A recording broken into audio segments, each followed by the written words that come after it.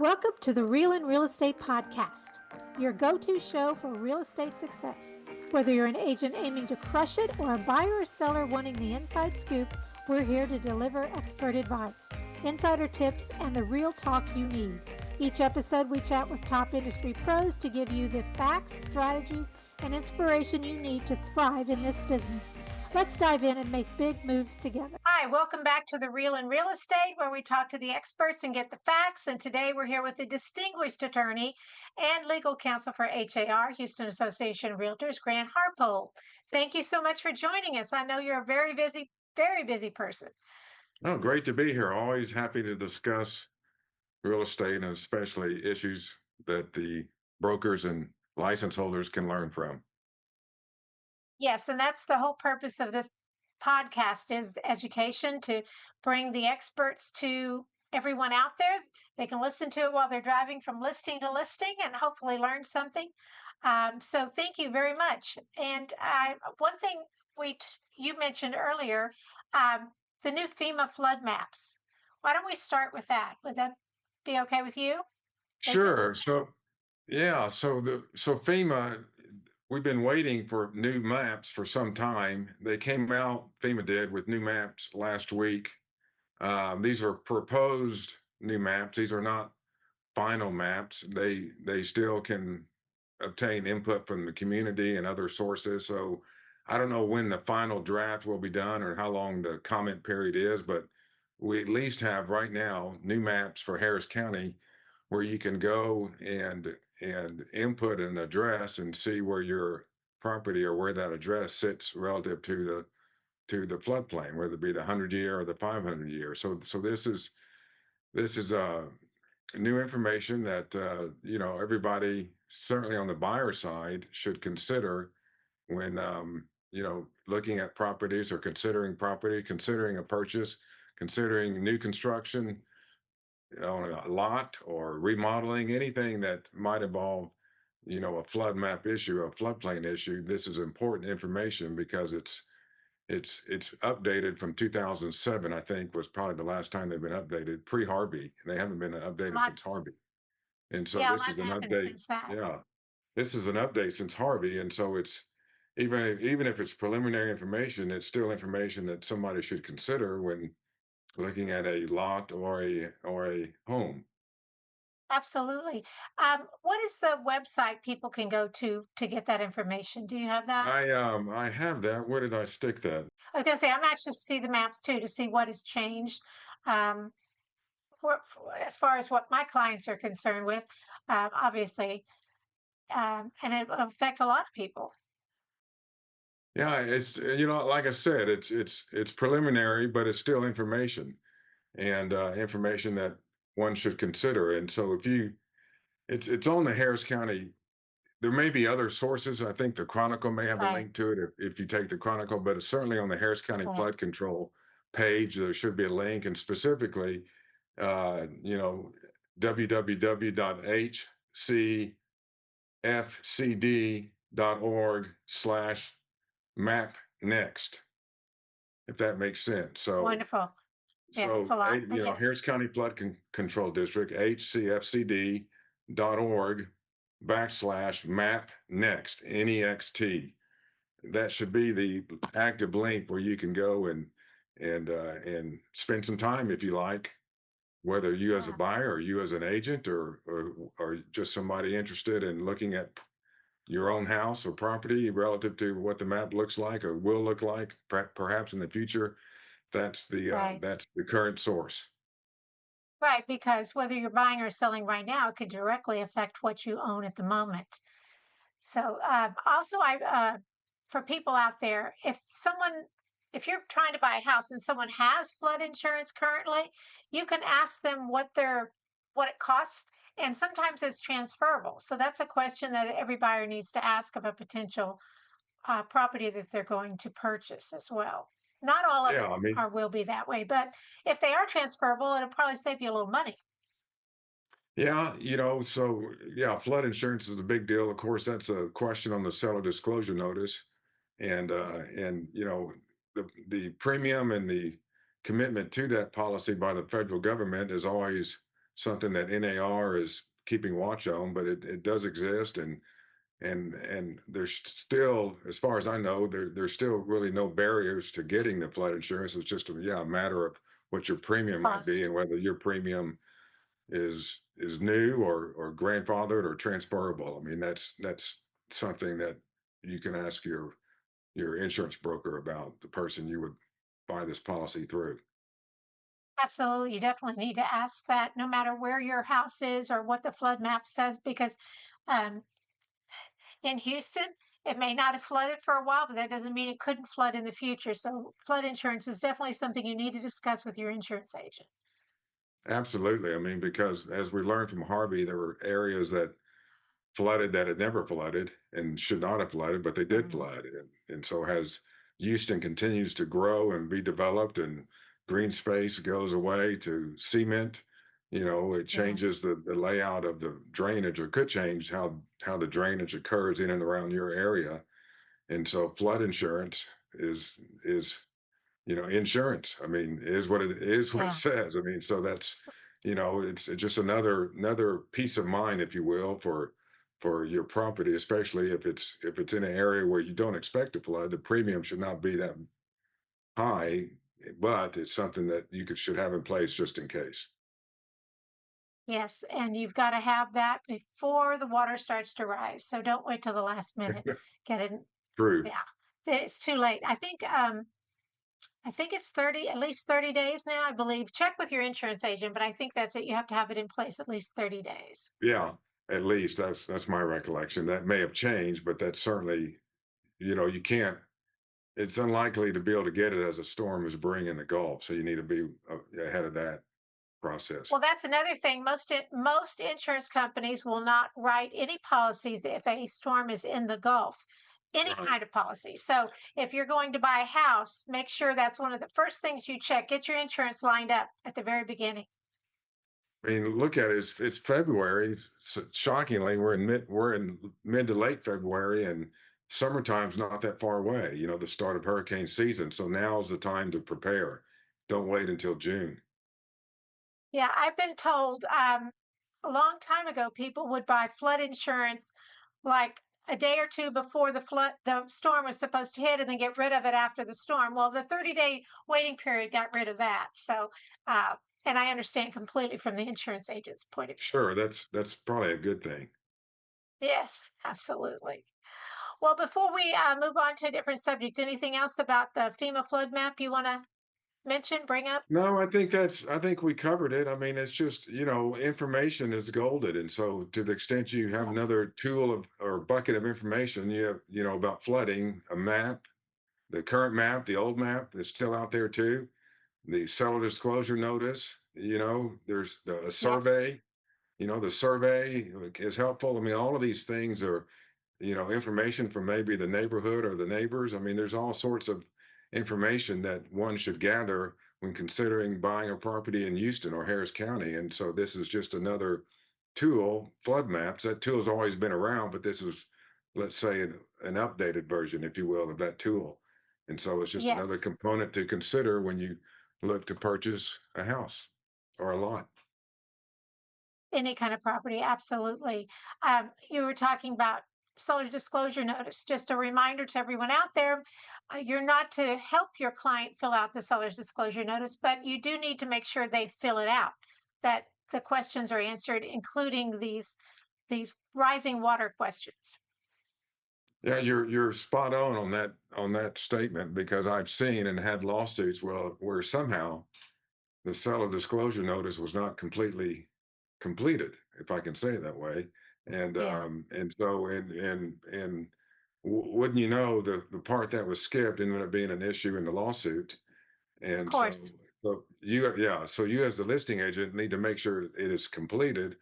And when I say completed, meaning that all the questions are answered and all the comments section where you do answer something that requires a comment or further explanation, that there is further explanation, that there is something in those lines that explains why you check that particular box.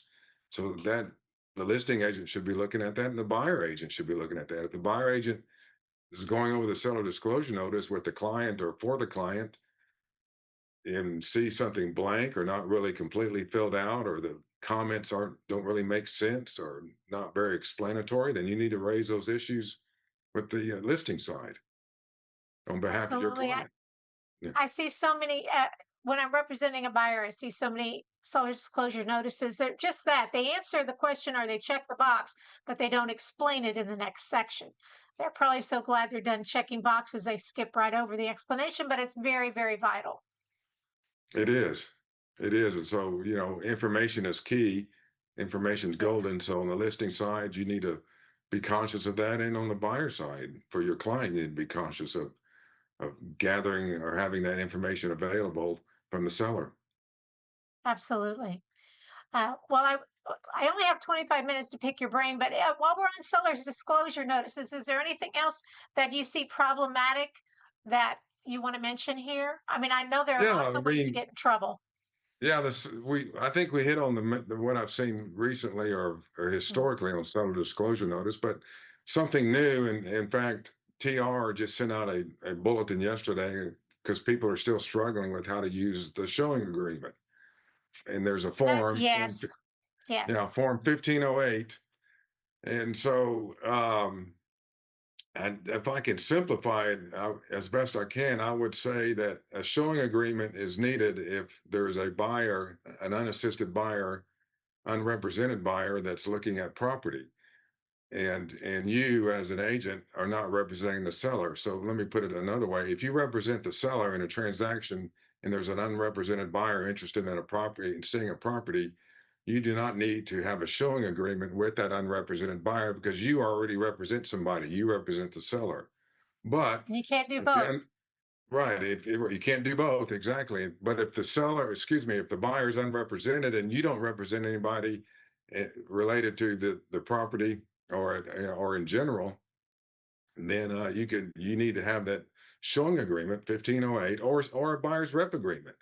And the Right. showing agreement is not mandatory in the sense that you have to use it. You can also go ahead and transition from the get-go like we used to do and have a buyer rep from the very beginning. And that's probably the best solution in all of this is if you can get the client or the potential client to sign the buyer's rep agreement from the start, then it sort of, you know, takes away that extra step of going from a showing agreement to a buyer rep agreement if you continue on and servicing that potential client. Because remember, if you do a showing agreement and they look at the property and they seem to be more interested than just looking at it, maybe they have a bunch of questions, or maybe they want to go look at other properties, or maybe they need some further services from you, then you're going to have to get Mhm. in do a buyer's rep agreement at that point.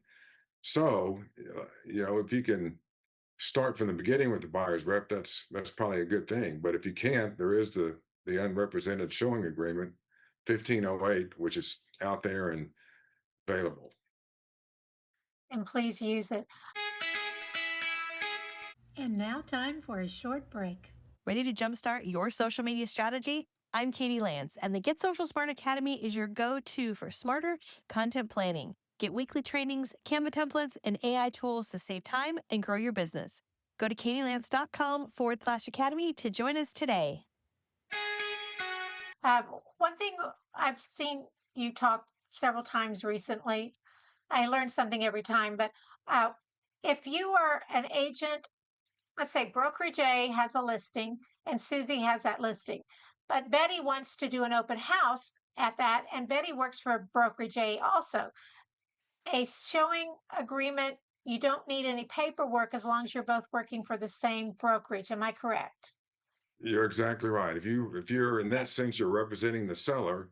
So if you're representing the seller, whether it be you as an agent with the broker agency, that's still representing the seller because that broker is representing the seller. You don't need a showing agreement with the unrepresented buyer who either shows up at an open house or shows up or makes contact with you to see the property, whatever the manner may be.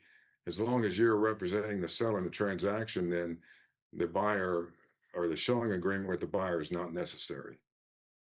Now, if Betty then meets this person at the open house and they're not interested in that house, but Betty's going to show them another house by another brokerage, she would need to do paperwork then. Yes. Okay. Okay. All right. And then the last question on that that I have is because this doesn't happen very often. A lot of brokerages don't approve of this, but if an agent from another brokerage wants to hold open a home, then it's my understanding they would need paperwork from anyone that came through to the open house, which is a lot of paperwork. Is that correct, or have I got that wrong? Yes, yes. If you get asked by the listing broker, let's say, or maybe the listing agent, and you're an agent from another brokerage company, totally unrelated, to come sit at an open house or do something relative to showing the house, then you would need whoever you're showing the house to, or whoever shows up at the open house, you would need a unrepresented agreement with that, with the showing agreement with that buyer or potential buyer. So yes, you would need that. The only other way I would see around that, if sub agency comes into play, which it still can, meaning that if you're this agent from a different brokerage company, but you have an agreement with the seller or with the listing broker to represent the seller, then again, we go back to the general rule. If you're representing the seller, the showing agreement is not needed for an unrepresented Okay. buyer. Okay, that makes sense. It's all about who you represent. And yeah, that's the simple way of saying it. You're correct. Yeah, yeah. And then I assume they would need an IABS at the open Yes. house also. Yes. And if you're, and if you're representing the seller, then that's something that also needs to be disclosed to this unrepresented buyer. So you have a Yes. duty to at least verbally disclose it. The better practice would be to disclose it in writing if you're going to spend time showing this property to this other buyer. Mm. You should make that disclosure of who you represent. And so that's just, again, for the help of the consumer to know that somebody you Who they're specifically talking are not to. represent. Exactly. Yeah, yeah. Wonderful. Anything else on that subject before I ask you more questions? No, I mean, so the showing agreement form, let me just go back to it, 1508, Sure. there is no compensation field in it. So if you want to be compensated, then there needs to be another agreement to that effect, showing that. I think the short form buyer rep agreement, if you limit it to just a showing aspect of that agreement, Right. there's a fee, blank in that form, but the standard form 1508 showing agreement, there is no fee blank. So you'd have to come up with something to be able to charge that potential or that buyer, unrepresented buyer, a fee for just showing them the property. And then also the showing agreement has a maximum term of 15 days, excuse me, 14 days. 14. And then also it cannot be exclusive. So, I mean, somebody else could have another agreement with this uh, same potential client or unrepresented buyer. Your showing agreement 1508 is not exclusive. So those are things to remember. And then and let me just reemphasize one more thing. Yes, of If you do course. have that show, yeah, if you do have that showing agreement, and that's all you do have, and like you brought up earlier, this potential buyer wants to go look at other stuff or engage in further discussion about the property, because remember, in that showing agreement, you're very limited in what you can say about the property. Very limited. Right. Price, location, terms. I mean, it's pretty stale. So if they want to engage you for further services in relation to that property, or to go look at other property, or to, you know, do something more than the showing agreement allowed for, then that's when you would transition to a buyer rep agreement. Right. So everybody keep those in your car. Have some blanks, print them out, take them with you. That way you're always prepared. Yeah. Okay, I have a question for you. You know what? I skipped the question. I want to make a comment because this, as an agent, I run into way too many times. Time is of the essence. There's a section in our contract that says time is of the essence, and that has to do with the option period and the earnest money. Am I correct so far? Yes. Yes, that means in the contract, and of course, jump in if I say something wrong here, Grant. That means this is not negotiable. The 3-day period to get the money in is not negotiable. And if the client does not get the money in, they don't have an option period. You're Some of the right. I mean things in the that. contract are negotiable, but this is not. Yeah, I mean Right. that time is of the essence is sort of an old standard language that is developed out of common law, but it pops up in contracts, and I think that in theory, it's emphasizing that these dates are hard dates. They're not soft. The court's going to respect them. For what they are, and whatever date that is or whatever time period that is, then that's going to be it. I quick story. I had a listing. There was a buyer and a buyer's agent, and the option period passed. They never asked for anything, and I just said, to the agent, "Well, great. I'm glad we're moving towards closing." And she goes, "Well, they haven't decided yet." I said, "Wait a minute. The option."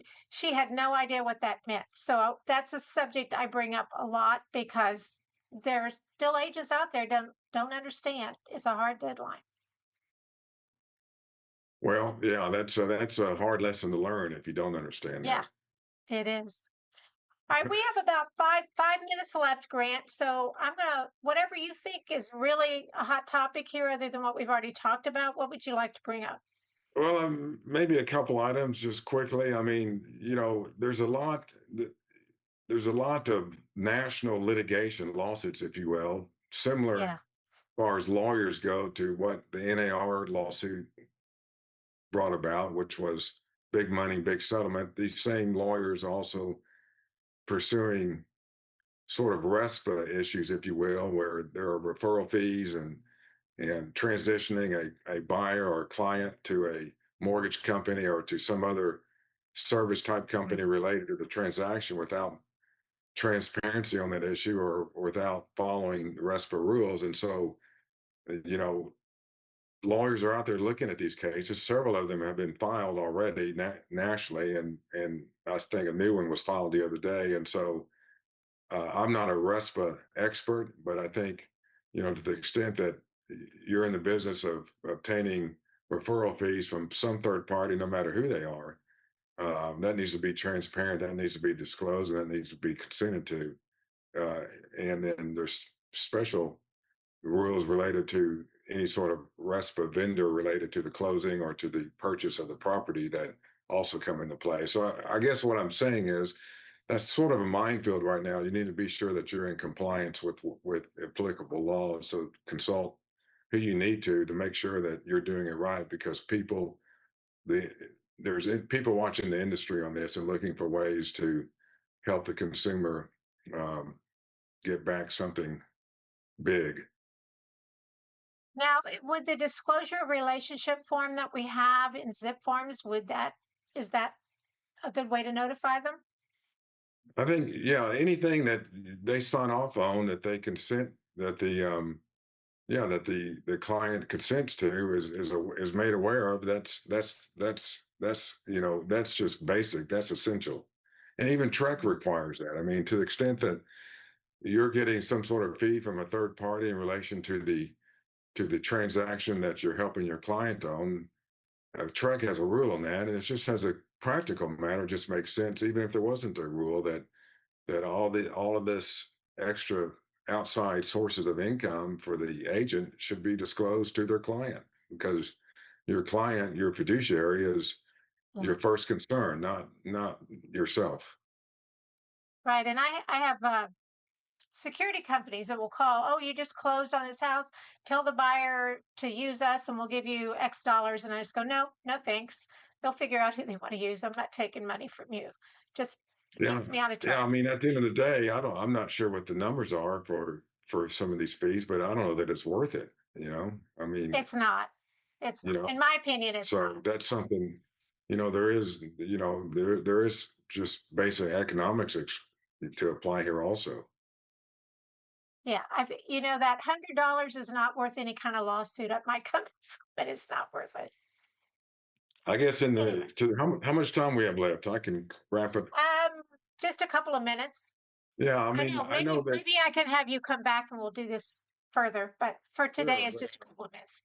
yeah, quickly, listing agreement, the Texas Realtors listing agreement probably will be updated again in the coming months, because there's still language in there that provides for the seller making a decision at the time of listing what it will pay the buyer's broker and commission if there is a a buyer brought to the table from the buyer. So Right. again, this is problematic, and what got everybody in trouble with the NAR settlement is that in the MLS rule that said there needed to be compensation inputted as to what the buyer's broker would be paid, and the argument against that rule and what brought about the lawsuits is that that was decided before the transaction was even on the table.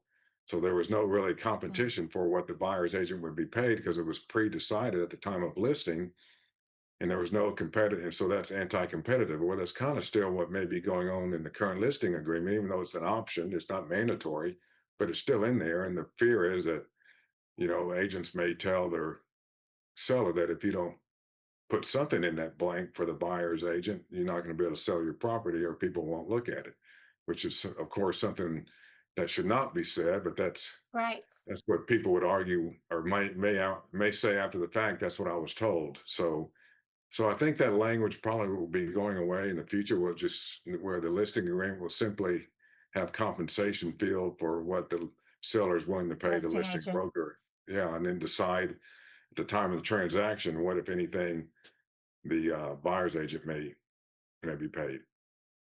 So I know that's there's, still out there. Yes. yeah, I know there's some changes coming in January, I believe.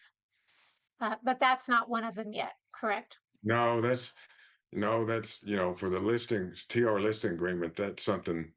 They're going to change it. They just hadn't gotten to that point, as far as I know. That's what I hear. And then Yeah. I would I would I would close by saying AI is a beautiful thing, and artificial intelligence, AI and the use of it and playing around with it. Just be careful in how you use it, and and and I guess the scare or the fear is that one may delve in or wade into providing legal advice based on what AI is Oh, telling you as an agent or you as a license holder in a transaction. You have a dilemma. You check with AI, then you tell your client this, that, or the other, and that could be legal, even though it didn't come from a lawyer, it came from AI, but same effect. So AI is a neat tool and fun to play with and can be helpful in certain areas, but it's not should not be the source or advice to clients. no, and we cannot assume that it's accurate either. Right. Yeah, I mean, even though it's wonderful, it may not be accurate. Right. Right. So, all right. Well, I think we could do a whole nother episode on that. Maybe I can convince you to come back another time. But thank you Sure. so much for today. This was amazing. You're a wealth of knowledge, and I just really appreciate you taking the time to do this. Of course. Thank you for having me on here. Happy to come back. Thank you for tuning in to the Real and Real Estate Podcast. I hope today's insights have inspired and empowered you. Don't forget to subscribe, leave us a review, and share the podcast with anyone who might benefit. Have questions or a topic you'd like us to explore? We'd love to hear from you. Until next time, stay informed, stay inspired, and keep moving towards success.